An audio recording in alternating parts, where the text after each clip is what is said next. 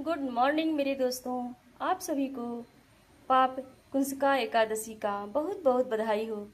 दोस्तों, आज मैं एकादशी का व्रत हूँ, इसीलिए मैं एकादशी मैया की कहानी सुना रही हूँ। आप सभी लोगों को पूरी वाच के साथ कहानी सुनेंगे तभी कहानी का सार समझ में आएगा। और जितने बहन भाई एकादशी का व्रत रहते हैं उनको एकादशी का कहानी जरूर सुनना चाहिए, नहीं तो व्रत का फल नहीं मिलता है। मेरे प्यारे दोस्तों, अब मैं देर न करते हुए एकादशी मैया की कहानी सुनाने जा रही हूँ। गुड मॉर्निंग दोस्तों, आज मैं एकादशी मैया की कहानी आप लोगों को सामने प्रस्तुत करने जा रही हूँ। फूल वाच करके मेरी कहानी को सुनिएगा, तभी व्रत का फल प्राप्त होगा। युधिष्ठिर बोले, हे भगवान, अश्वनी शुक्ल एकादशी का क्या नाम है? अब आप कृपा करके इस इसके व्रत की विधि और उसका फल चाहिए, कहिए। भगवान श्री कृष्ण ने कहा, हे युधिष्ठिर, इस एकादशी का नाम पापा कुंसका एकादशी है। पापों को हरने के कारण ही इस एकादशी को पापा कुंसा एकादशी कहते हैं। इस दिन मनुष्य को विधि पूर्वक भगवान पद्मनाभ की पूजा करनी चाहिए। यह एकादशी मनुष्य को वांछित फल प्राप्त कराने वाली है। मनुष्य को कठोर तपस्या कर जो फल मिलता है वह फल भगवान गरुड़ध्वज को नमस्कार करने से प्राप्त होता है। जो मनुष्य अज्ञानवश अनेक पाप करते हैं परंतु प्रतिदिन हरि से अपने अपराधों की क्षमा मांगते हैं, वे नरक में नहीं जाते हैं। विष्णु के नाम के कीर्तन मात्र से संसार के सब तीर्थों के पुण्य का फल मिल जाता है। जो मनुष्य सारंग पाड़ी भगवान विष्णु की शरण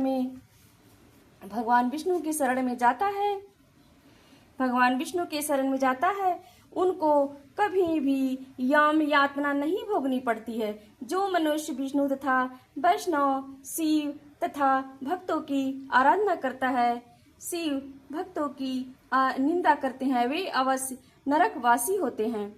सहस्त्रों वाजपेय और अश्वमेघ यज्ञों से जो फल प्राप्त होता है वह एकादशी के व्रत के 16वें भाग के बराबर भी नहीं होता है।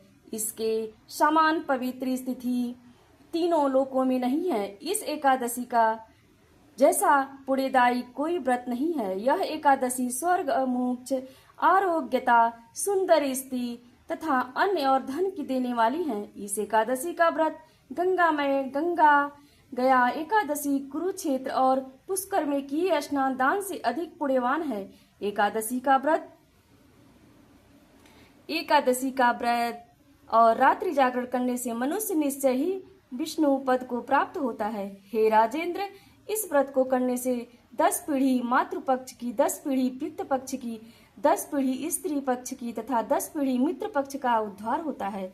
वह सब दिव्य देह धारण कर चतुर्भुज रूप को पीताम्बर पहने और हाथ में माला लेकर गरुड़ पर चढ़कर विष्णु लोक को जाते हैं। वे नृपोत्तम बाल्यावस्था, युवावस्था और वृद्धावस्था में इस व्रत को करने से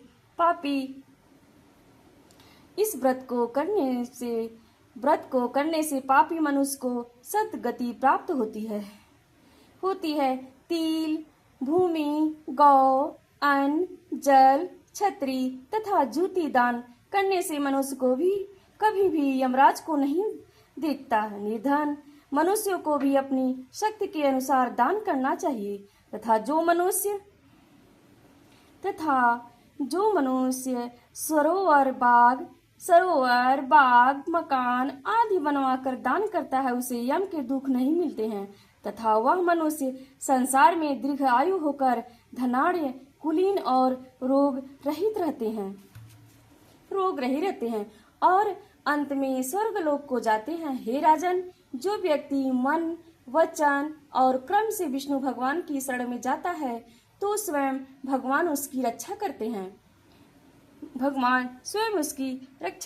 हैं। जो शरण में जाता है तो स्वयं भगवान उसकी रक्षा करते हैं। फलाहार इस दिन क्या क्या लेना चाहिए? इस दिन 7वां मलीचा मुन्नेना का सागार होता है। सवा के चावलों से बने पदार्थ, खीर, फल आदि ले सकते हैं। बोलिए, कृष्ण कन्हैया की जय। बोलिए एकादशी मैया की जय। बोलिए पापा कुंस का एकादशी भगवान की जय। बोलिए नारायण भगवान की जय। बोलिए सत्यनारायण भगवान की जय। बोलिए लड्डू गोपाल की जय। बोलिए एकादशी मैया की जय। अच्युतं केशवं कृष्ण दामोदरं रामनारायणं जानकी वल्लभम्। अच्युतं केशवं कृष्ण दामोदरं रामनारायणं जानकी वल्लभम्।